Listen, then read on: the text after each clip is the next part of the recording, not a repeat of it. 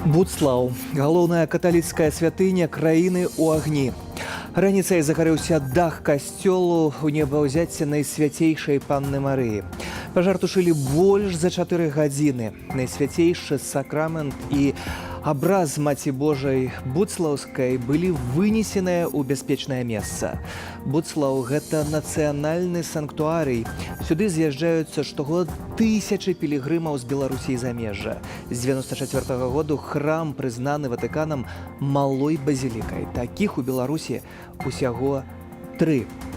Цяпер перад намі, беларусамі, важны экзамен. Ці ўдасца аднавіць беларускі Нотр-Дам.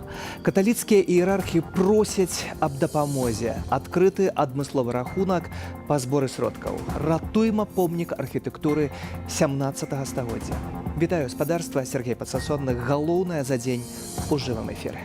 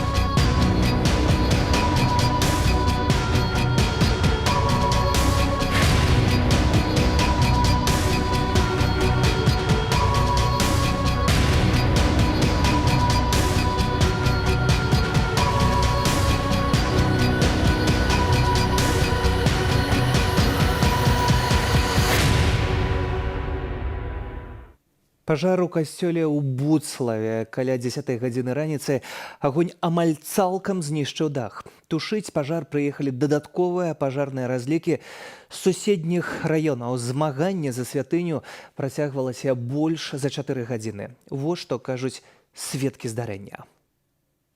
У 7 утра я обнаружила и побегла до ксенза. И все, и быстренько он прибег и вызвал это все. А колено почало гореть, кто знает. Ночь была. Мы сегодня у 7:50 мы побачили, что выходит дым з-под крыши. Мы одразу прилетели сюда, как вынимать все, что там ценное из костела. Одразу образ Маті Божої, найсвятейший сакрамент, ну и все там речи, образы, все, что было. Ну, позднее приехали уже расчеты МЧС, почали якісь свої там діяння. Потім почали приїжджати розчети, прийшли всі парафіяни, стали витягувати все з костела, дякую Богу, все витягнули. Образи, все, що саме цінне, якби старий алтарь так само частково розібрали, тому внутрі якби нічого такого не засталося. Ну, далі почало гореть. Ветер то одну, то другую сторону, і все, весь дах згорів. Не ведаю, як це усприймати, как это сказать, это боль, великий, конечно, боль, что такая святыня важна не только для костела, для всей нашей краины. Для шведов это сусветное место. Тому остается только молиться, просить Бога, как какой-то не пережить, но и не это вернуть велич, ранейшую велич этой святыни. Будслаў – гэтае слова, якое сёння казалі ўсе беларусы з самай раніцы, і гэта была самая галоўная падзея ў нашай краіне. На жаль, навіна, якой ніколі б не хацелася, каб яна здарылася. З намі на сувязі краязнаўца, блогер Кастусь Шыталь. Вітаю вас. Добрый день. Спадару Кастусь, навіна, пра якую не хочацца чуць хіба, правда? Ну, так, не дуже приємно. Ну, неприємна, звісно, подія. Значэнне гэтага месца, пра гэта хіба мы мусім перадусім гаварыць сёння, бо здарылася тое, што здарылася, дах амаль цалкам знішчыў дах у касцёле. Шчасліва ўдалося ўратаваць тое, што было унутры, ужо адкрыты рахунак па зборы сродкаў.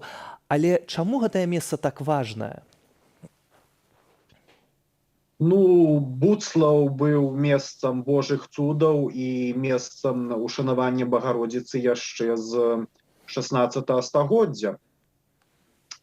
У 1613 годзе у гэты касцёл быў прынесены абраз, які падарыў папа Клімент VIII мінскаму ваяводу Яну Пацу, і гэты абраз паходзіць з асабістых ягоных папскіх пакояў у Ватыкане.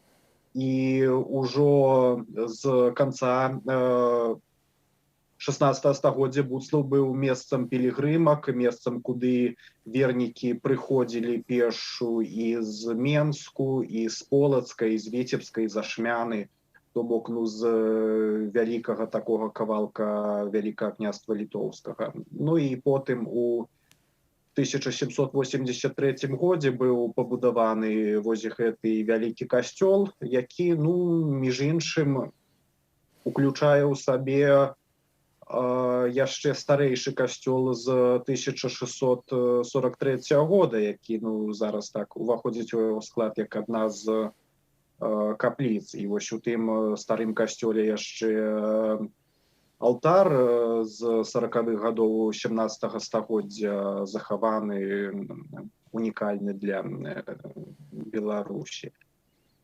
Увогуле, буцлаўскі касцёл называюць нацыянальным санктуарыем.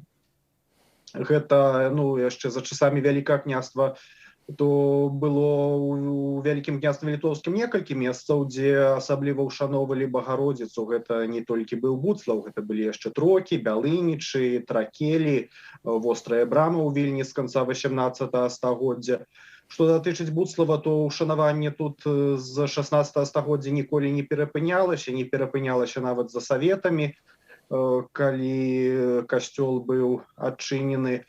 А з атрыманнем Беларуссю незалежнасці у пачатку 90-х гадоў скрышталізавалася ўспрыманне Буцлава як галоўнай беларускай каталіцкай святыні, а Маці Божую Буцлаўскую сталі называць апякункай Беларусі. І таму тут гэта месца, куды збіраюцца дзесяткі тысяч вернікаў, там 20-30 тысяч збіраюцца на фэст, у тым ліку многія ідуць пілігрымкамі пехатой там з Віцебска, з Баранавіч, з Брэста. Вось, гэта такое адзінае, унікальнае такое месца ў Беларусі. Месца унікальнае, якім можна ганарыцца і варта ганарыцца. Сёння сталася, што сталася. Дастаткова гэтая святыня вядомая ў свеце? Ці нам усё ж такі не хапае вось такой рэкламы свайго ўласнага, тых месцаў, якія важныя на сусветным узроўні абсалютна? Буцлаўскі фэст, ён унесены ў спіс нематэрыяльных каштоўнасцяў ЮНЕСКА, то бок пэўнае сусветнае прызнанне ёсць, і вернікі, прынамсі з суседніх з Беларусю краін пра Буцлаў ведаюць. Але у першую чаргу гэта наша нацыянальная святыня, і я думаю, што кожны беларус ведае, што такое Буцлаў і дзе ён знаходзіцца. Паўстала вельмі важнае пытанне. Іерархі заклікалі да таго, каб збіраць сродкі. Пытанне аднаўлення гэтага касцёлу унікальнага. Як мяркуеце, удасца нам зрабіць тое самае, што робяць французы са сваім Нотр-Дамам, бо сёння волей-няволей гучыць гэтае параўнанне беларускі Нотр-Дам? Так, параўнанне гэтае чуваць, я думаю, што яно слушнае. Я думаю, што аднаўленне буцлаўскага касцёла стане агульнабеларускай, агульнанацыянальнай справай, и что, конечно, я думаю, что большасць беларускіх каталікоў хаця б нейкую капейчыну ахвяруе, ну і думаю, што і не толькі каталікоў, бо гэтую святыню як духоўны і як культурны аб'ект, ну, з яе значэння цэняць многія беларусы.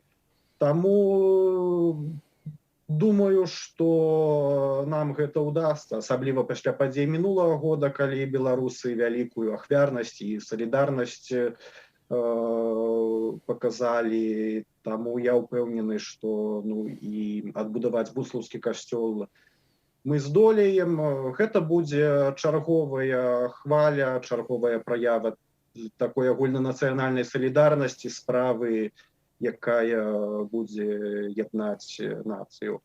Таму ну, пажар і пашкоджанне гэтага касцёла, ну, справа прыкрая, дрэнная, гэта вялікі урон, але ў той жа час, ну, як часта кажуць каталіцкія тэолагі, Бог можа і са злога зрабіць добрае, і таму ну, гэтае аднаўленне, гэты досвед, ну, ён будзе вельмі важны і для каталіцкага касцёла ў Беларусі, і ўвогуле для беларускай нацыі.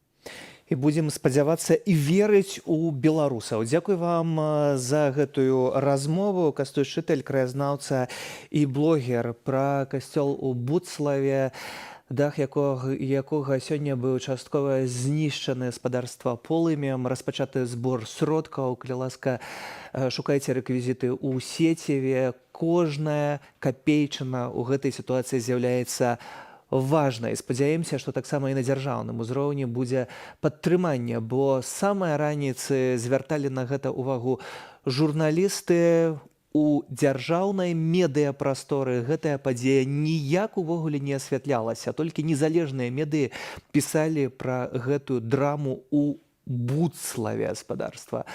Потым гэтая тэма з'явілася і ў некаторых дзяржаўных медыях. Відавочна, не было разнарадкі і указкі зверху. Тым болей, што ў Беларусі сёння дзень выходны, бо праваслаўныя адзначылі радаўніцу, дзень памінання спачыўшых. На 9-й дзень пасля Вялікадня прынята наведваць могілкі і маліцца аб супакаенні душ сваіх блізкіх. У Беларусі радаўніца традыцыйна з'яўляецца непрацоўным днём. На могілкі ў зону адсялення ў Гомельскай вобласці таксама прыехалі сваякі. Гэта амаль адзіны дзень на год, калі яны могуць быць у гэтых мясцінах. Усе прыехалі здалёка, спыніцца няма дзе, вёсак тут даўно няма. Іх знішчылі. Засталіся толькі могілкі і памяць. Здравствуйте, мы приехали.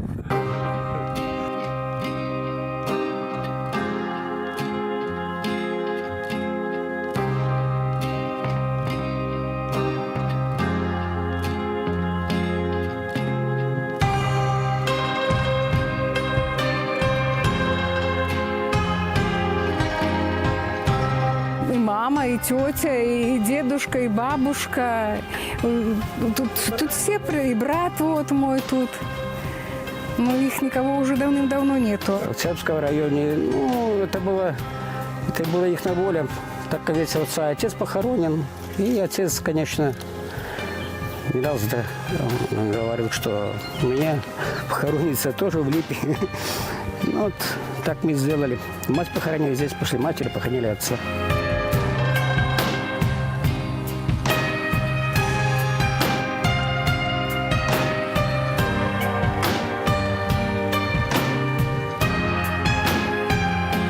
Наводим порядок, разговариваю с ними. Ну, поздравляю с их радуницей, с Пасхой. Тут особенных ритуалов никто не делает. Это обыкновенное, как испокон веков ведется это поминовение усопших. Ну, наши прадеды и деды делали это все.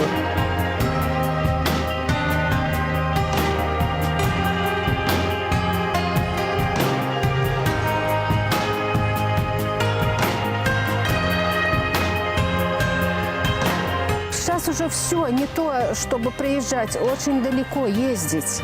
очень далеко. А так вот приехали, поубирали, побыли, вот и все.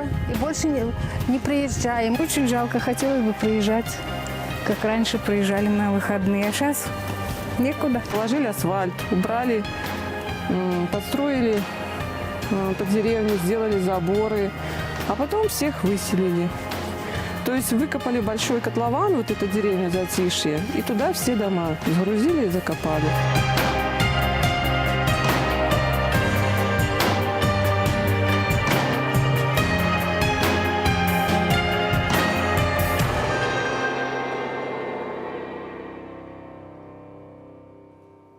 Таксама спадарства па ўсёй краіне сёння беларусы ўзгадвалі тых, каго не стала у выніку пратэстаў, якія пачаліся летась. І таксама супала, што сёння у дзень радаўніцы роўна паўгода таму не стала Рамана Бандарэнкі. Ён быў збіты і памёр у шпіталі. Вось такія моманты, які і супадзенні, а таксама улады, відавочна, вельмі баяліся, што нават хіба на могілках могуць быць нейкія акцыі ці пратэсты. І таксама можна было пабачыць каля некаторых могілак аўтазакі, якія дзяжурылі, тыя, хто ў іх сядзеў, апускалі вочы, але ўсё ж такі сядзелі і невядома на што чакалі. Тым часам Павел Севярынец, вядомы палітвязень, які незаконна ўтрымліваецца за кратамі ўжо 11 месяцаў і якога ўжо заўтра маюць пачаць судзіць у Магілёве ў закрытым рэжыме нават ад родных, даслаў напярэдадні судзілішча зварот да беларусаў. Гэты зварот у Фэйсбуку зачытала жонка палітвязня Вольга Севярынец. Прычыны адчаю і слушныя адказы амаль заўсёды ў нас саміх. Відаць, нягледзячы на леташні прарыў, мы, як народ, яшчэ не да канца зрабілі працу ўнутры сябе. Усе мы хочам змяніць Беларусь да лепшага. І пачаць давядзецца з падмуркаў, з нацыянальнай свядомасці, уласна кажучы, з сябе. Толькі народ, які усведамляе сябе адзінствам, здольны прыняць найважнейшыя рашэнні адносна свайго лёсу, узяць на сябе адказнасць за краіну, зацвердзіць справядлівыя законы, абараніць незалежнасць. Мы мусім быць у ясным розуме і цвёрдай памяці менавіта як беларусы. Таму найпершая наша справа – ачомацца, апрытомніць, адказаць сабе, хто мы, адчуць сваю лучнасць беларускім народам, нашымі продкамі, якія жылі на гэтай зямлі ад першай дзяржавы, і нашымі нашчадкамі, якія будуць пасля. Такім чынам, беларус, размаўляй па-беларуску, чытай і ведай сваю гісторыю. Мы можам выдатна валодаць расейскай, ангельскай, кітайскай, свабодна гаманіць з рускімі, ангельцамі ды іншым светам. Але калі мы, беларусы, не будзем у Беларусі размаўляць па-беларуску, Беларусі не стане. А побач з сумленным і чыстым народам, які верыць і размаўляе на роднай мове, любое зло рассыпецца ў прах. Народам нельга стаць у нейкі момант. Народам трэба быць. Абараняць праўду, свабоду, справядлівасць – гэта ж як дыхаць. Перастаў дыхаць – усё. Таму ў Беларусі доўгія роды, бо волю трэба выпакутаваць, каб цаніць яе. Што даецца лёгка, лёгка і губляецца. Мы памятаем пра тых, хто знаходзіцца ў няволі. Марфа Рабкова за кратамі з 17 верасня. Ёй пагражае да 12 гадоў пазбаўлення волі. Яе утрымліваюць у СІЗА нумар 1. Праваабаронцы прызналі Марфу палізняволенай. Сёння прадстаўляем вам яшчэ адзін ролік з нашай кампаніі «Жыві».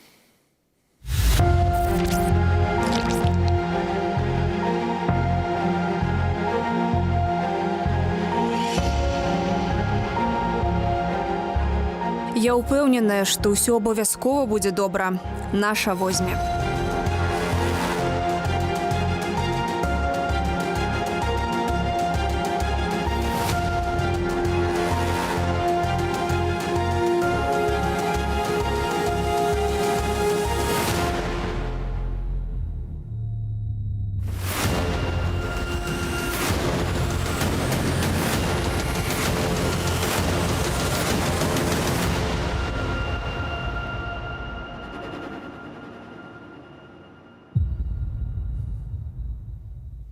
А цяпер Расія. У выніку страляніны ў гімназіі нумар 175 у Казані загінулі 9 асобаў, з іх 7 вучняў і настаўніца. Ёсць пацярпелыя і шпіталізаваныя. Страляніну распачаў 19-гадовы падлетак.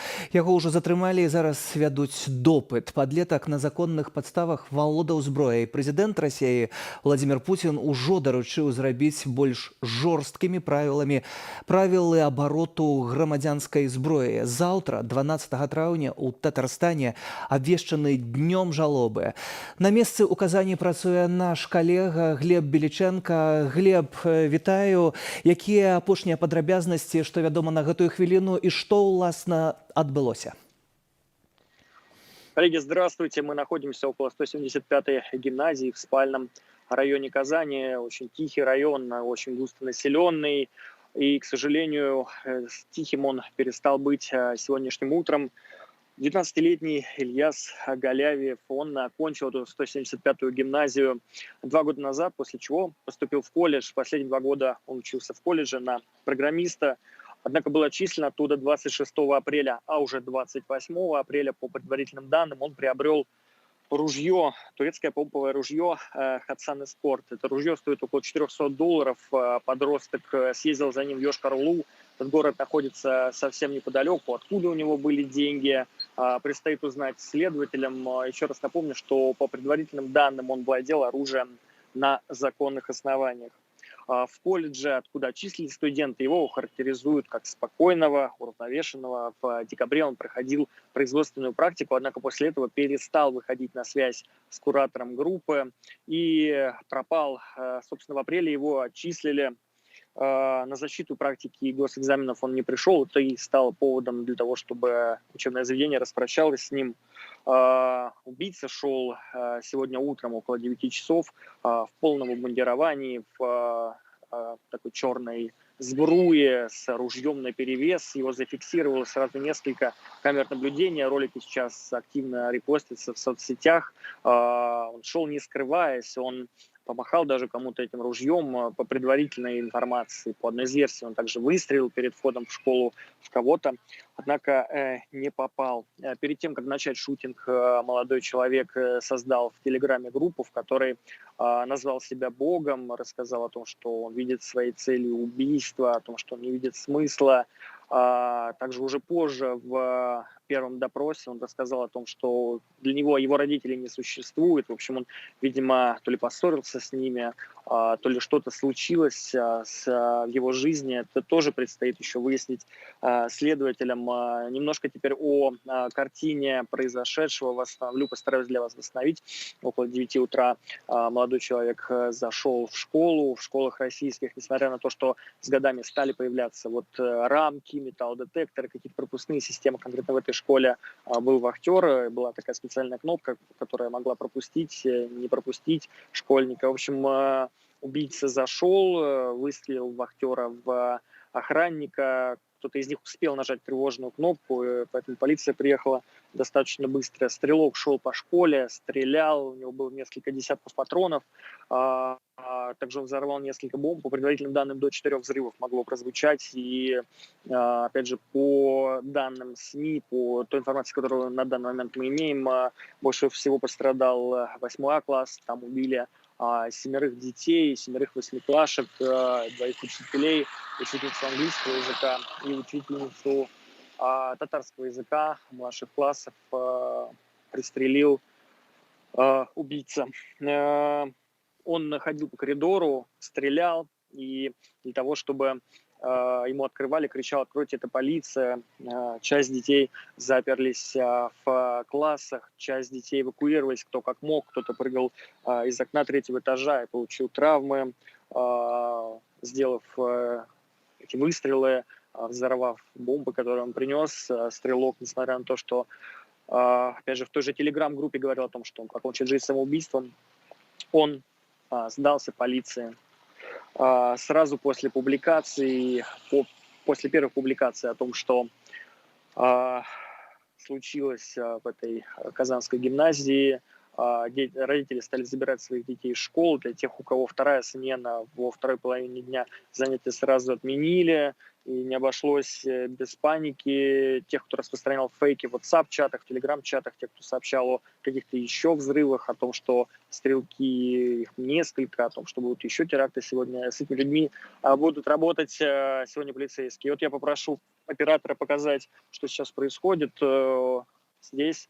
Около школы люди несут цветы, черные шарики, несут плюшевые игрушки, на глазах многих людей слезы. Сложно что-то здесь сказать по поводу этой ужасной трагедии, которая произошла в Казани. Коллеги? Дзякуй, Глеб. Глеб Беліченка з Казані, дзе сёння спадарства адбылася страляніна, і наш карэспандэнт Глеб Беліченка, які працуе на месцы. 9 асобаў загінула, і, як удакладніў Глеб, гэта 7 вучняў і 2 настаўніцы. Змяняем тэму. Ужо заўтра распачнецца працоўны візіт Святланы Ціханаўскай у Грэцыю на запрашэнне міністра замежных справаў гэтай краіны.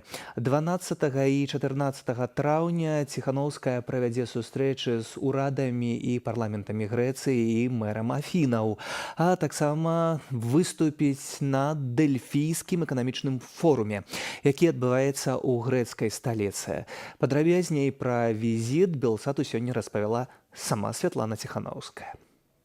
Мы встречаемся с представителями всех стран, и необходимо искать союзников также и в южных, и южно-восточных странах. Поэтому мы едем сейчас в Грецию, прежде всего на Дельфийский экономический форум, где мы сможем пообщаться с представителями южных стран, южно-восточных, чтобы мобилизировать политическую поддержку белорусов, чтобы рассказать о той чудовищной ситуации, которая сейчас в нашей стране.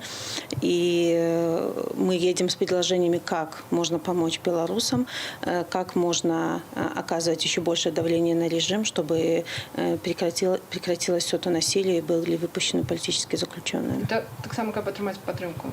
Конечно, поддержку на политической арене и поддержку гражданскому сообществу в Беларуси. А вось ці адчувае ваша каманда нейкія перашкоды з боку Масквы на карысць Лукашэнкі, напрыклад, пасля вашага візіту ў Аўстрыю Пуцін размаўляў з Себастьяном Курцам наконт таго, каб не было ўмяшальніцтва з іх боку ў справы Беларусі? Ну, это стандартный ответ со стороны Кремля, который никак не мешает нашей деятельности. Мы ищем друзей, а не врагов. И мы всегда говорим, что поддержка, что выступление против насилия, против ограничений прав человека – это не вмешательство в политическую ситуацию. І ўжо цяпер спадарства з намі на сувязі дарадца Святланы Ціхановскай Франак Вячорка. Вітаю, Франак. І першае галоўнае пытанне перад гэтым візітам. Чаму Грэцыя такая важная, каб туды накіравацца? Грэцыя, насамрэч, новая краіна у нашай перспектыве працоўнай. Мы звычайна працуем з суседзямі Беларусі, Літва, Польшча, Латвія, Украіна, працуем з скандынаўскімі, а поўдзень, як правіла, заўжды за бортам.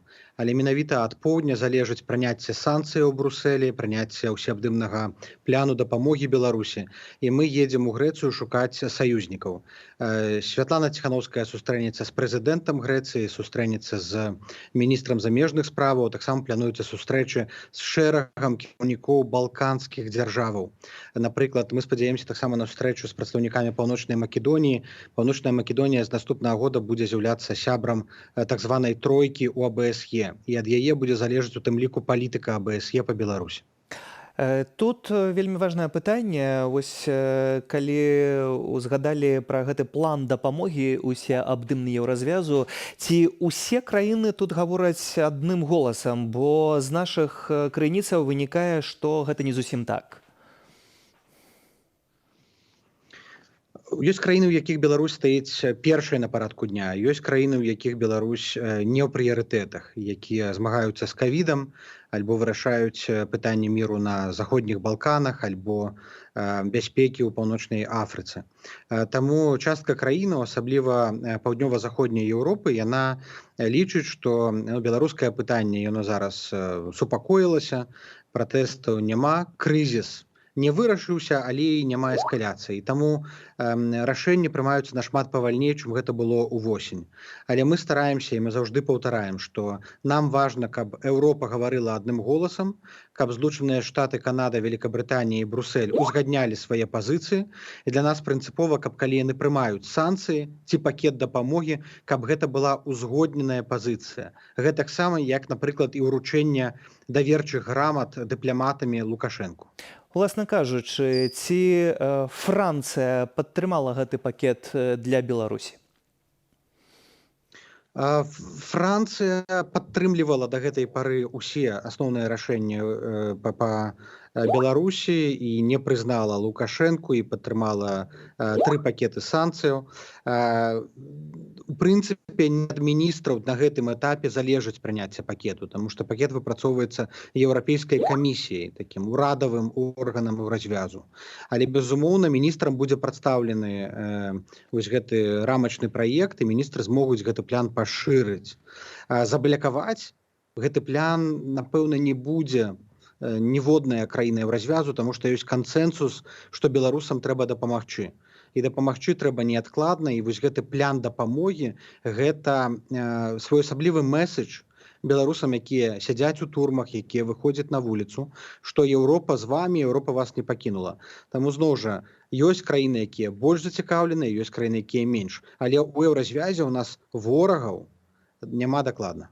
Святлана Ціхановская сустракалася з прэзідэнтам Макронам, але ўсё ж такі я у дыпламатычным франак-адказе не пачуў адказу, ці Францыя за ці супраць. Францыя падтрымлівае Беларусь і падтрымлівае нас, нашае змаганне за свабоду. Не было галасавання за ці супраць. Такого галасавання не адбываецца. Ёсць рашэнне, узгодненая пазіцыя ўсіх краінаў развязу, і Уршуля ван дер Ляйен, і Барэль. Яны выступілі ў падтрымку гэтага пляну. А пару дзён таму назад Святлана Ціхановская, каардынацыйная рада, накіравалі яшчэ адмысловы ліст, каб узмацніць нашу пазіцыю і паскорыць прыняцце гэтага акту. Няма ніводнай краіны, якая б выступіла супраць. Няма. Вядома таксама, што французскі пасол едзе ў Беларусь, і тут вельмі важнае пытанне, ці амбасадар панясе даверчую грамату Александру Лукашэнку? Наколькі нам вядома, Францыя не збіраецца ўручаць даверчыя граматы Лукашэнку, але яны лічаць, што вельмі важна мець свайго прадстаўніка, свайго дыпламата ў Беларусі. Гэтаксама перад такім пытаннем сталі такія дзяржавы, як Грэцыя, Люксембург. У чацвер ці ў пятніцу, калі адбудзецца цырымонія ўручэння грамат, мы дакладна пабачым. Але наша пазіцыя цвёрдая. Мы заклікаем заходнія дзяржавы не ўручаць граматы Лукашэнку, не паціскаць яму руку, таму што ён узурпатар, які захапіў уладу. І ўручэнне даверчых грамат можа прывесці да ягонай паўторнай легітымізацыі. Але зноў жа, гэта іхнія ўласныя рашэнні, іхнія дзяржавы гэтых краінаў самі павінны вырашаць, як ім паступаць. Але мы лічым, што ўручэнне грамат Лукашэнку можа прывесці да кепскіх наступстваў. Франак, ці нейкі афіцыйны заклік, ліст з кабінету Святланы Ціхановскай будзе накіраваны ў Парыж з гэтай нагоды і ў іншыя краіны, бо Люксембург, хіба таксама амбасадар будзе змяняцца, і таксама пытанне, ці будзе грамата? Офіс Святланы Ціхановскай у пастаянным кантакце. Сёння ўвесь дзень кантакт з міністэрствам замежных справаў Грэцыі. Пасол грэцкі знаходзіцца, амбасадарка знаходзіцца ў Маскве. З таго, што нам вядома, пакуль ніхто не збіраецца ўручаць гэтыя граматы. Таму што ўсе разумеюць, што Лукашенко страціў легітымнасць. Але мы нагадваем і будзем нагадваць. Ліст, адмысловага ліста не пісалі, але вельмі цвёрда абазначылі пазіцыю. Святлана Ціхановская выказалася публічна і ў твітары у тым ліку, што Лукашэнку граматы ўручаць нельга. Мы ведаем, што Люксембург уручаць граматы не збіраецца таксама. А тое, што Ціхановскую сёння пагадзіўся прыняць прэзідэнт Грэцыі, гэта проста дадатковае сведчанне таго, што Грэцыя будзе стаяць на баку беларускага народа ў гэтым канфлікце. І ніякага Лукашэнку прызнаваць яны не збіраюцца. Таму што калі ты сустракаешся з Ціхановскай, і ты еўрапейскі лідар, потым ты не будзеш пасылаць сваіх паслоў сустракацца з Лукашэнкам, таму што гэта абсурд. Ну і для гэтага Ціхановская ездзіць і сустракаецца з лідарамі, каб не дапусціць паўторнай легітымізацыі Лукашэнкі. З іншага боку, таксама спашлюся на нашы ўнутраныя крыніцы. Ёсць інфармацыя, што ў еўразвязе пагаворваюць, што не будзе вуліцы, то не будзе радыкальнага падтрымання апазіцыі еўразвязам. Вулічныя пратэсты – гэта тое, што патрэбнае для падтрымання. Ці ёсць сапраўды такія галасы? Безумоўна, для замежнікаў, для еўразвязу вельмі важна бачыць карцінку. Калі ёсць пратэсты, это значыць, што народ не змірыўся, што народ змагаецца, гэта сімптом, што краіна ў крызісе. Калі пратэстаў няма, тады узнікае пытанне, ці насамрэч сітуацыя кепская, ці сітуацыя, можа быць, нармалізавалася. Але мы кажам, што ва ўмовах фашыстоўскай дыктатуры, якой з'яўляецца лукашызм, пратэсты немагчыма арганізаваць. Людзі зараз будуюць структуры, камунікуюць, але выходзіць на вуліцу небяспечна. Это вядзе да арыштаў, падстаўляць людзей мы не хочам, не збіраемся. Гэта самае каштоўнае, што ў нас ёсць, гэта людзі. І таму людзі, вось гэты пратэст мірны, незаўважны, і ён таксама пратэст. І гэта зусім не сведчанне, што народ змірыўся. Святлана Ціхановская кажа, што будуйце сваю палітыку не на аснове фотак і карцінак, а на аснове каштоўнасцяў. Беларусы ўжо ўсім даказалі, усяму свету паказалі, што яны за новыя выбары, за свабоду. Цяпер ад вас залежыць, ад вас, еўрапейцы, ад вас дэмакратычны свет, як дапамагчы беларусам, якія паставілі на кон усё, каб дамагчыся свабоды. І еўразвяз будзе працягваць падтрымліваць народ. Мы ў кантакце з высокімі прадстаўнікамі еўразвязу, ніякай легітымізацыі Лукашэнкі яны не будуць дапускаць. Мы абмяркоўваем зараз, каб Беларусь на саміце ўсходняга партнёрства прадставіла Святлана Ціхановская і дэмакратычная супольнасць. Мы працуем над тым, каб тэма Беларусі была б знятая на саміце Вялікай сямёркі ў Лондоне, на брусельскім форуме, на саміце Вялікай двадцаткі ўвосень. Наша зараз задача – гэта нагадваць свету пра тое, што беларусы працягваюць змаганне, пра тое, што яны не змірыліся, і тое, што няма прыгожых карцінак з вулічных пратэстаў, гэта не значыць, што наша рэвалюцыя скончылася. Беларусы, безумоўна, паказалі ўсяму свету, на што здольныя і чаго яны хочуць, але не перамаглі. Залежыць, як глядзець, таму што перамаглі мы у летку, у жніўні мінулага году. Лукашенко прайграў гэтыя выбары. Зараз мы баронім нашу перамогу. І мы не маем права спыніцца, таму што ад нас перамогі і працягу барацьбы чакаюць тыя, хто ў турмах, тыя, хто выходзіць на вуліцы кожны дзень, сваякі зняволеных і сваякі забітых. Мы павінны адстаяць перамогу і адстаяць у тым ліку справядлівасць, законнасць, правасуддзя, якое ў нас забраў Лукашенко і гэты рэжым.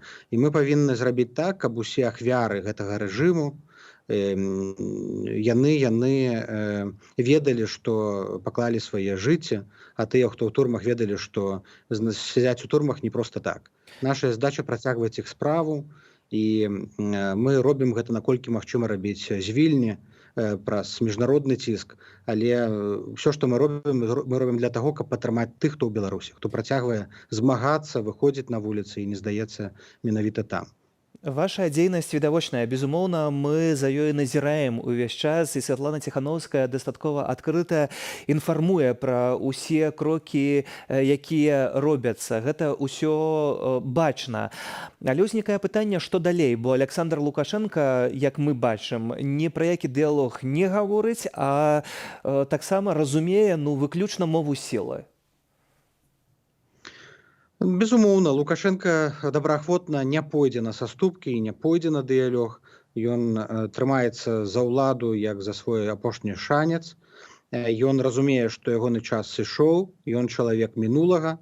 З іншага боку, паводзіць сябе як пацук загнаны ў кут, і яму трэба даць магчымасць сысці.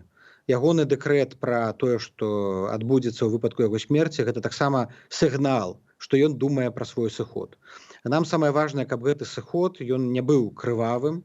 Самае важнае, каб ягоны сыход не прывёў да яшчэ большых ахвяраў. Таму мы кажам пра дыялог, таму мы кажам пра перамовы.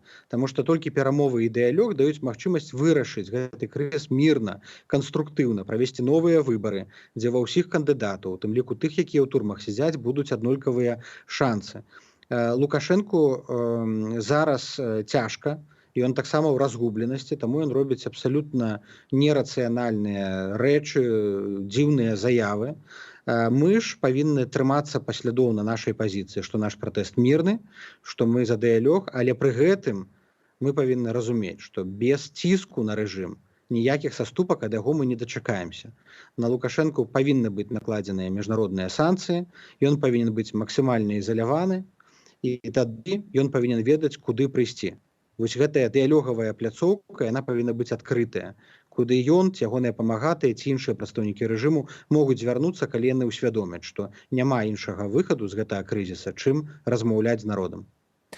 Дзякуй за гэтую размову. Франа Клячорка, дарадцы Святланы Ціханаўскай, маім гаспадарства госцем на відэасувязі. І зрэшты, як доказ, абудзіўшыся летась, беларусы больш не збіраюцца вяртацца ў беспамятны сон. Штодня па ўсёй краіне адбываюцца акцыі і флэшмобы, якія нагадваюць нам пра тое, што змагання за лепшую будучыню за Беларусь без Лукашэнкі не спынілася, а працягваецца.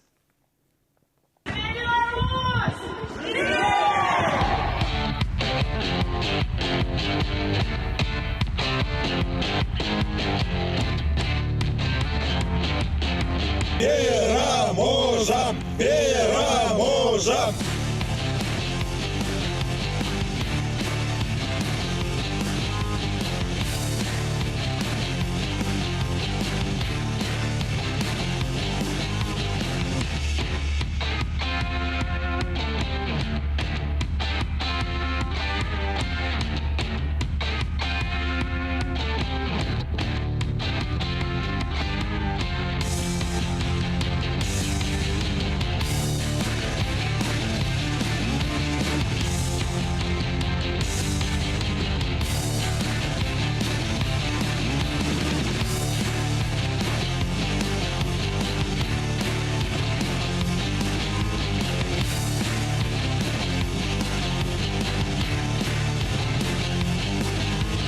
Покуль солнце не згасне, покуль светятся зоры, Беларусь не загинет, будет жить Беларусь!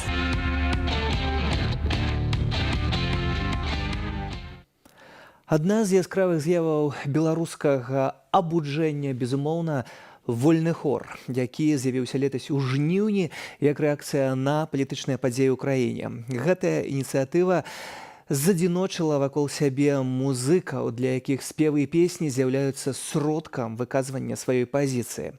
Між іншага, вольны хор вядомы сваімі раптоўнымі выступамі ў нечаканых публічных месцах, у метро, у вялікіх гандлёвых цэнтрах, на сталічным камароўскім рынку, на плошчах ды ў дварах.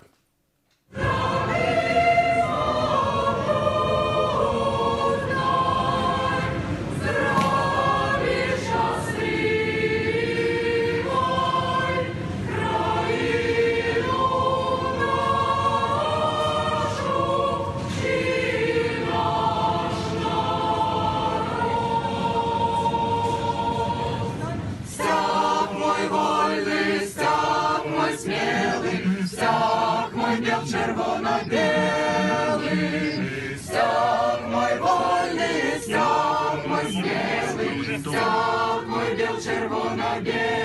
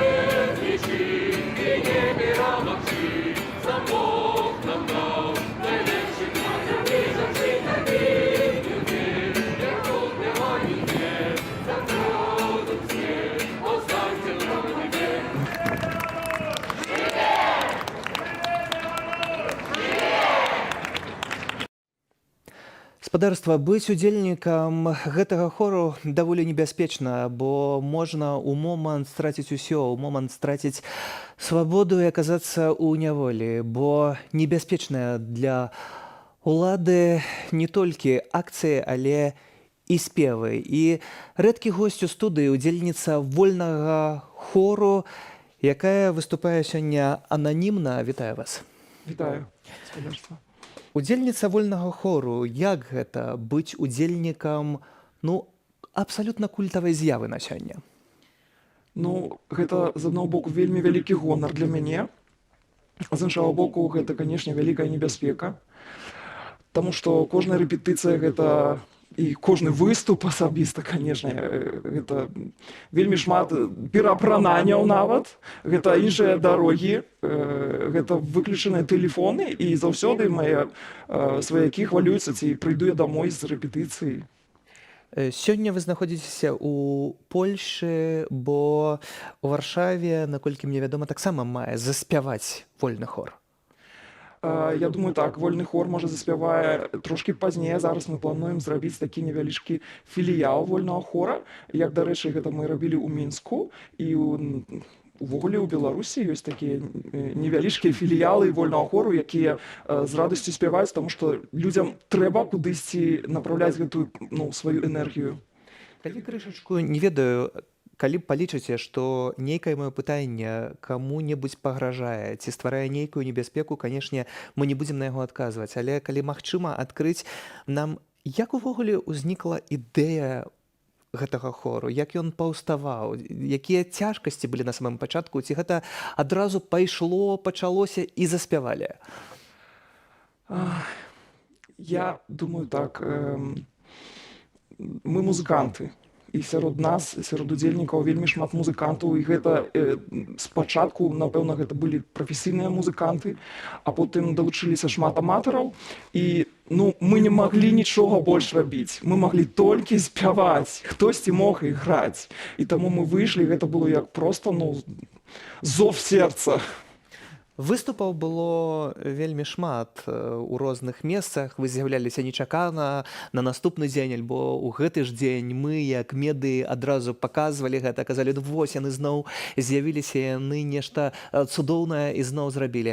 А напэўна, штосьці для вас асабіста сталася такім абсалютным файным, найлепшым у гэтых выступах. Які выступ найбольш памятаеце? Найбольш памятаю выступ, першы канцэрт, які мы зрабілі онлайн, прэзентацыя зборніка годныя песні.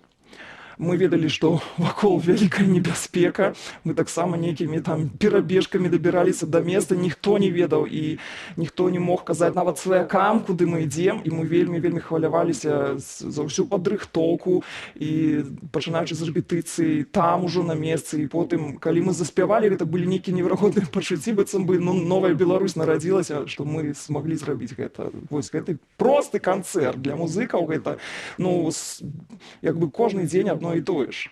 Вось, а тут гэта нечаканая такая з'ява. Таксама вольны хор з'явіўся ў навагоднім канцэрце на Белсаце. Вы з'явіліся ў масках, зрэшты, традыцыйна не паказвалі свае твары, бо, вядома, тут бяспека перад усім. Напэўна, у гэтым хоры, удзел у гэтым хоры заўсёды для вас нейкая місія. Ці як вы гэта бачыце? Якое значэнне? Ведаеце, мы як музыкі глядзелі доўга, і мы, калі вучыліся, таксама глядзелі на Еўропу і бачылі тут вельмі такія моцныя харавыя традыцыі, і заўсёды мы неяк, чаму ў нас такого няма? Чаму, дзе нашы хоры, дзе наша культура, дзе нашыя спевы, тое, што нас яднае, не толькі тое, што з'яўляецца прафесійным тваім абавязкам, а тое, што нас яднае. Вось, і тут з'явіўся гэты вось такі вокліч наш сумесны, і ўсё неяк, быццам пачало быць.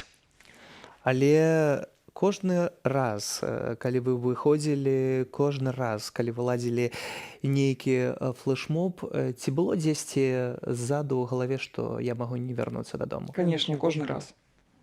кожен раз гэта было. І не толькі што я не магу вярнуцца дадому, але, напрыклад, моя асабістая сітуацыя это калі мяне затрымлівалі нават дома, нават пасля акцыі, калі і нават пасля акцыі, у якой я не удзельнічала, таму што не мела магчымасцяў.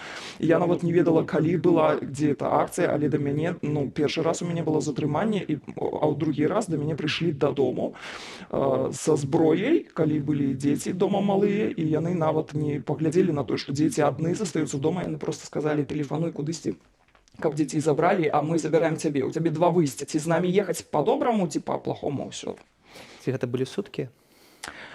Бог мілаваў, у меня першы раз былі сотні, а іншы раз, другі раз не было. Як выглядалі умовы за кратамі? За кратамі былі вельмі добрыя людзі, таму гэтыя умовы, ўсё, што там было, ну, як бы, мы дапамагалі адзін аднаму, як маглі, і таму было ўсё добра. Канешне, гэта не дома, ну, так, быццам бы такі дрэнны лагер савецкі. Ці там таксама спявалі? Не спявалася, чыталі, размаўлялі шмат. Што асабліва з песняў беларускіх, тых, якія вы спявалі, вось яно ляжыць на сэрцы і бліжэй за ўсё? Бліжэй за ўсё. Я калі пабачыла, як мае дзеці глядзяць канцэрт вольнага хора, яны стаялі, яны, па-першае, на пагоню, яны ўсталі, і мой старэйшы сын сказаў: мама, я не магу сядзець. Гэта наш нацыянальны гімн, і я павінен яго слухаць з рукой каля сэрца. І вось таму, напэўна, пагоня, таму што яна, ну, вельмі адбіваецца ў сэрцы. І беларуская мова гэта тое, што з'яўляецца, ну, абсалютна важным для кожнага беларуса, павінна з'яўляцца ўрэшце. Ці таксама ў часе гэтых пратэстаў, у часе, калі вы ладзілі гэтыя спевы, бачылі, якія змены адбываюцца ўнутры беларусаў? Канешне. І мае знаёмыя на беларускую мову пераходзілі і казалі, што я не магу ніяк больш пратэставаць, але мой пратэст — гэта беларуская мова, я пачынаю на ёй размаўляць.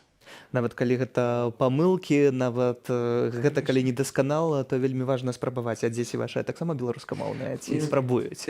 Мае дзеці спрабуюць, але у нас такое было стаўленне да беларускай мовы, што яе, ну, у сям'і ўвогуле, што яе нідзе няма. Я калі пачала, я яшчэ працую трошкі як настаўнік, я пабачыла, што іншыя дзеці, таксама мае, яны сутыкаюцца з тым, што проста беларускай мовы няма ў паўсядзённым жыцці, і гэта вельмі цяжка, яны лягчэй размаўляюць на ангельскай мове. І я думаю, ну як так? І таму нашы дзеці ходзяць у беларускамоўную школу, вось, і ім лягчэй, яны ўсё разумеюць, ну і патрошку размаўляюць, пытаюцца. Ці прыезд у Варшаву гэта кароткатэрміновы, ці гэта шлях у эміграцыю? Я не ведаю, мы не планавалі гэту эміграцыю зусім, але гэта вымушаны з'езд, таму што, ну, да нас прыязджаюць ужо. Прыязджаюць і пагражаюць свабодзе. Спадзяюся, што ўсё скончыцца добра і для вас, і для вашай сям'і, і вольны хор без масак будзе спяваць у вольнай Беларусі. Дзякую вам за гэтую размову, удзельніца спадарства вольнага хору маёй і спадарства госцей. У сеціве тым часам з'явіўся незвычайны кліп на песню гурта «Нізкіс» «Блізка».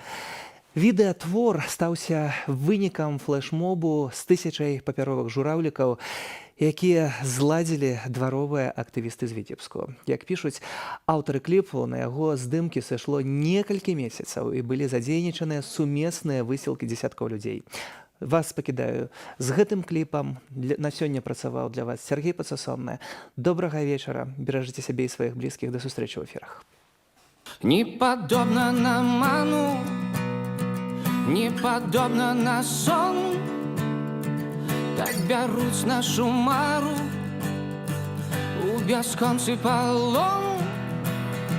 Цалаваныя плошы, сэрцы хто маляваў, хто не заплюшыў вочы, нібыта немаўля, быццам бы ўсё ўжо знікла, быццам усё адбылось, быццам бы шчасце, звыкласць прабіла нас наскрозь. Сыдзе зіма імкліва, і апранае два білих крили, червоний мой анёл.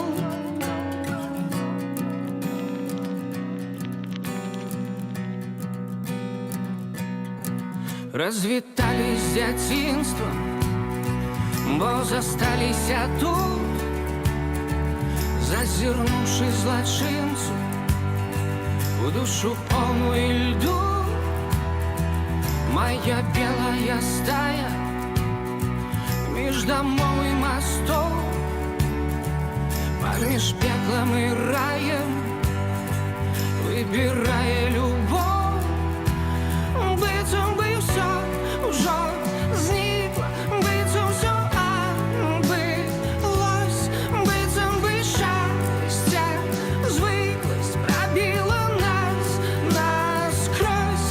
Сиди зима, им криво и опранає знов два білих крил, червоний мой анёл.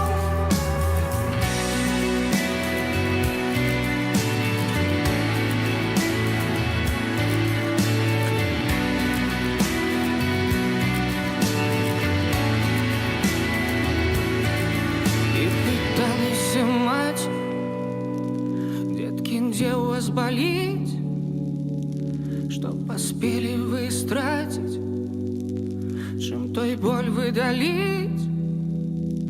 Нема часу до болю, нема часу на стон, поміж пеклом и раем выбираю наш дом. Как все худшее уже зникло, как только отбылось, как только счастье, звыклость пробила нас насквозь. Сиди зима, им криво и вздымает знов два белых крылы, червоний мой анёл.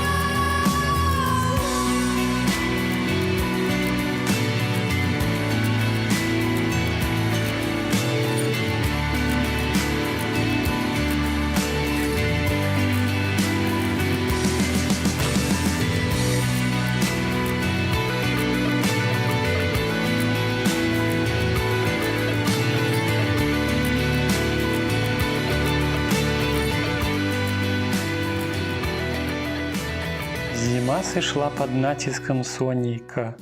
Так і нас розныя шляхі прывялі да сапраўднай сілы адзінства. Разам мы моц. Мы гэта Беларусь. Мы разам, і гэта ўжо не спыніць. Тысячы тысяч людзей загадалі адно жаданне на ўсіх, і яно абавязкова збудзецца.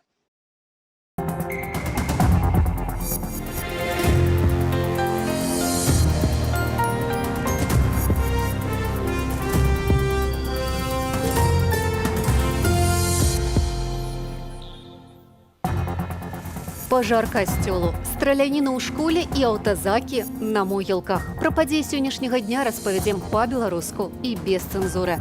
З вами Ольга Старасціна. Запрашаю спадарства на аб'ектыў.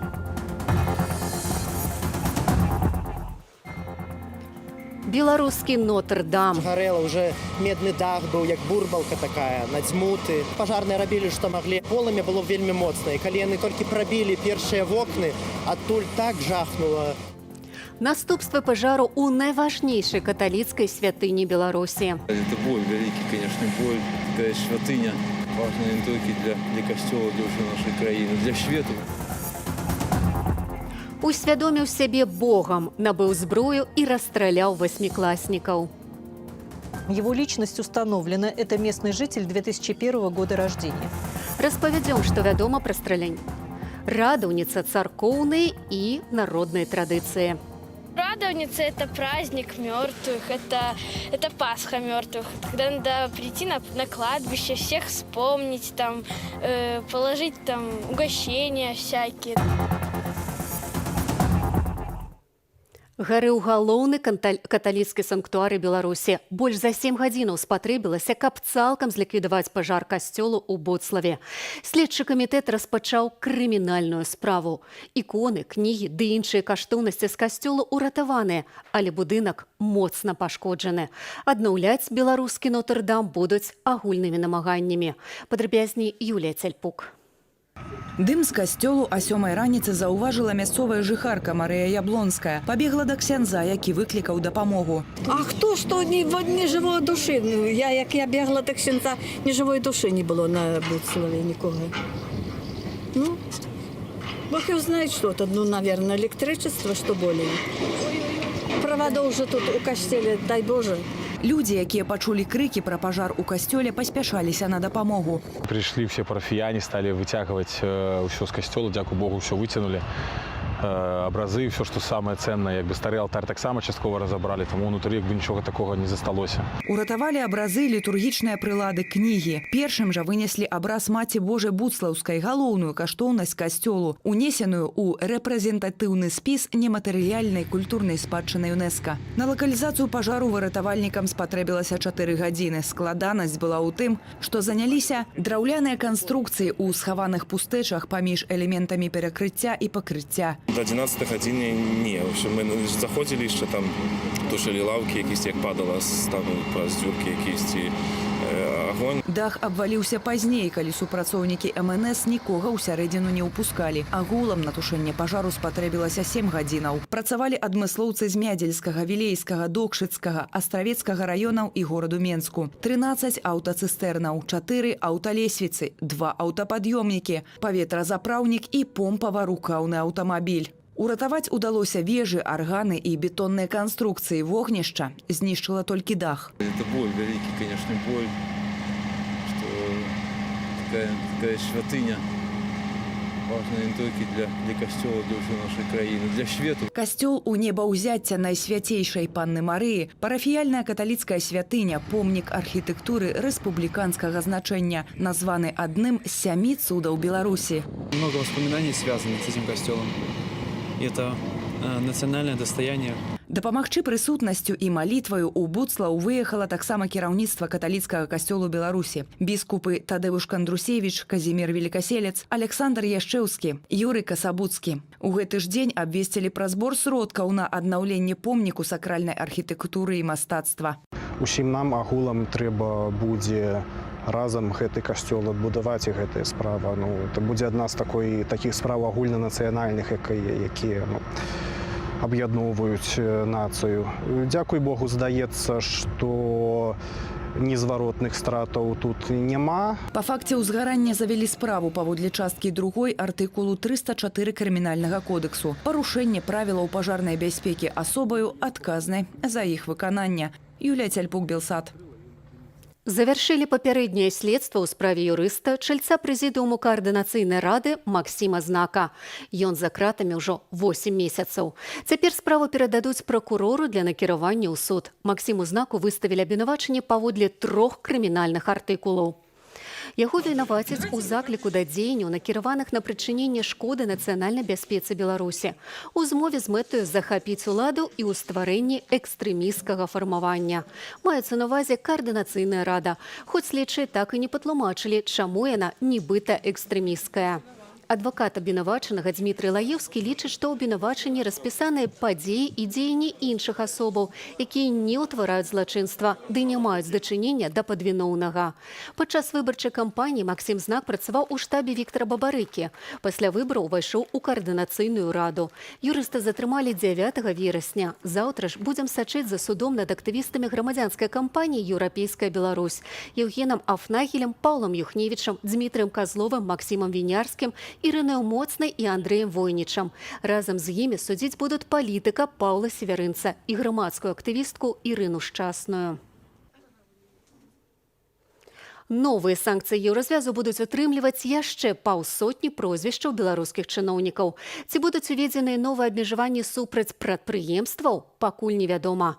Новы пакет санкцыяў плануюць прыняць у чэрвені. Аналітыкі называюць санкцыі супраць рэжыму Лукашэнкі верхавінай айсберга. Што ж хаваецца ад вачэй звычайнага абывацеля і што адчуваюць у атачэнні Лукашэнкі, калі страчваюць сотні мільёнаў долараў? Ярослаў Стешак падрабязней. Заўтра каманда Святланы Ціханаўскай ляціць у Грэцыю. Падчас трохдзённага працоўнага візіту лідарка беларускай апазіцыі сустрэнецца з грэцкім прэзідэнтам і міністрам замежных справаў, з кіраўніцтвам парламентаў і мэрам Афінаў. Таксама Святлана Ціханаўская выступіць на буйным эканамічным форуме. Дельфийский экономический форум, где мы сможем пообщаться с представителями южных стран, южно-восточных, чтобы мобилизировать политическую поддержку белорусов, чтобы рассказать о той чудовищной ситуации, которая сейчас в нашей стране.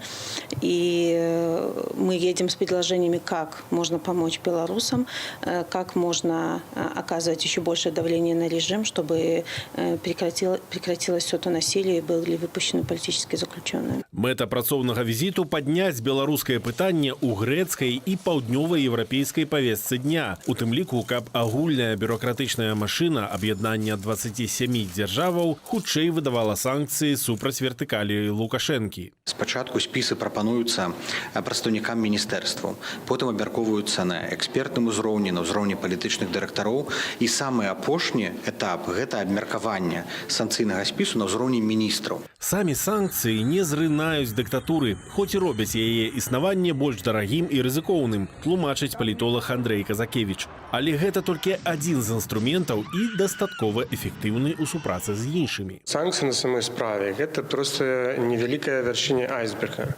Калі мы возьмем, напрыклад, еўрапейскі звяз, ну сапраўды там всяго-то там колькі 70 так асобаў, каля десятка кампаній, і сукупны эканамічны эфект ад гэтага можа быць невялікі. Але трэба ўлічваць, што спыненыя праекты, ну ці прынамсі не заключаюцца новое пагадненне з Еўрапейскім банкам рэканструкцыі і развіцця, з Еўрапейскім інвестыцыйным банкам, таксама сусветным банкам. А гэта ўсё-такі сотні мільёнаў. Гэта заўважаюць і на ўсходзе. Еўразійскі эканамічны банк развіцця ў макраэканамічнай справаздачы папярэдзіў пра рызыкі зніжэння экспарту ў Беларусь і пра магчымае паскарэнне інфляцыі з прычыны амерыканскіх нафтахімічных санкцыяў. Апроч пугі для Лукашэнкі ёсць і пернік для ягоных чыноўнікаў, якія вагаюцца. Напярэдадні прадстаўнік Еўракамісіі Мацей Папоўскі у размове са Святланаю Ціханаўскую прадставіў праект усеабдымнага плану дапамогі еўразвязу Беларусі. Оно паказвае і бізнесу, і грамадзянам, што план будзе пэўная дапамога, і гэта дазволіць зменшыць нейкія негатыўныя наступствы ад змены існуючай палітычнай сістэмы і эканамічнай мадэлі. Грашовая і палітычная падтрымка паступіць толькі пасля перамоваў ды абвяшчэння новых свабодных выбараў з міжнароднымі назіральнікамі і ў новым складзе цэнтра выбаркаму. Усеабдымны план дапамогі прадугледжвае дапамогу і на транзітны перыяд, і пасля правядзення новых свабодных выбараў, і дапамогу для функцыянавання дзяржавы ў цяжкі час, і на правядзенне рэформаў пасля новых свабодных выбараў. Але і палітыкі, і эксперты пагаджаюцца, што галоўны дзеяч, які можа вызначыць лёс Беларусі, грамадзяне. Ярослаў Стешык, Белсат. Усвядоміў сябе Богам і яшчэ больш пачаў ненавідзець людзей. Казанскі стралок раніцай у сацыяльных сетках напісаў, што сёння заб'е велізарную колькасць без смецця. Ён адкрыў страляніну, а таксама заклаў выбухоўку ў казанскай гімназіі нумар 175. Паведамляюць пра смерць 9 асобаў. Некалькі дзесяткаў чалавек пацярпелі. Страляніну з драбавіка учыніў маладзён Ільнас Галявіяў. Перад злачынствам ён апублікаваў у сваім тэлеграм-канале пост з пагрозаю забойства. Ліцэнзію на зброю атрымаў менш за 2 тыдні таму. Пасля страляніны адбыўся выбух. Нападніка затрымалі. Мы потеряли 9 человек. 18 детей находятся в детской клинической больнице. К сожалению, есть и с огнестрельными ранениями, и есть и з переломамі, ушыбамі. З'яўлялася інфармацыя пра страляніну і ў іншых школах, але яе зняпраўдзілі. 2 распаўсюднікаў фэйку таксама затрымалі. Мы закрыли классы, закрыли окна, не разрешили детям подходить к окнам, чтобы они присели все вдоль стены и успокаивали детей. Ну, а потом вот бойцы СОБРа, молодцы, обошли школу, мы им открыли двери, и они нас организованно вывели. Ільназ Галявіў дзеяў самастойна, хоць у першыя гадзіны былі паведамленні пра некалькіх нападнікаў. Злачынца раней навучаўся ў абстрэленай школе. 4 гады хлопец вучыўся ў каледжы, у красавіку яго выключылі праз запазычанасці. Там пра Ільназа распавядаюць як пра ціхага і неканфліктнага студэнта. Назаўтра ў Татарстане абвесцілі жалобу. Усе школы будуць зачыненыя. Пункт вакцинации у столичном гандлёвым центре «Экспобел» прапануе прышчэпку любому ахвотнаму. Абяцаюць, што для вакцинации дастаткова паказаць документ, які пацвярджае асобу, але абяцання не стрымалі. Отказали. Послали. Потому что по инвалидному удостоверению им не полагается. В интернете написано, что любой документ, удостоверяющий личность. У меня в инвалидке есть и фото приличного размера, и все. Послали. Я говорю, вы мне дорогу оплатите. Я вот на такси через пару часов я провезу паспорт.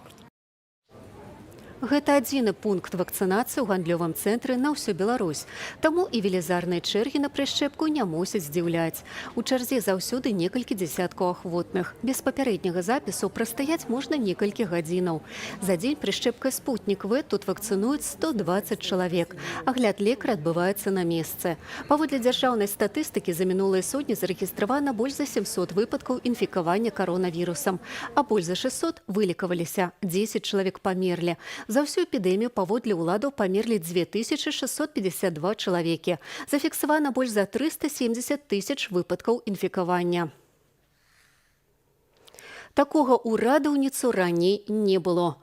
У сталіцы ў дзень памінання спачылых на могілкі прыехалі не толькі людзі, але і патрулі АМАПу. Нават прыгналі аўтазакі. Цяпер і тое, як людзі шануюць продкаў ды моляцца, пад пільнай увагай сілавікоў. Але сёння пра добрае. Пра радаўніцу вачыма звычайных жыхароў Алена Дубовік. –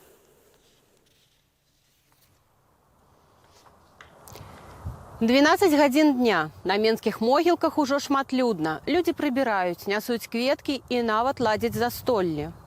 Да могілак пусцілі дадатковыя аўтобусныя маршруты, устанавілі больш смеццевых кантэйнераў і ўзмацнілі ахову, дзяжурыць АМАП. На пад'ездзе да паўночных могілак, самых вялікіх у Беларусі, чарга з машынаў.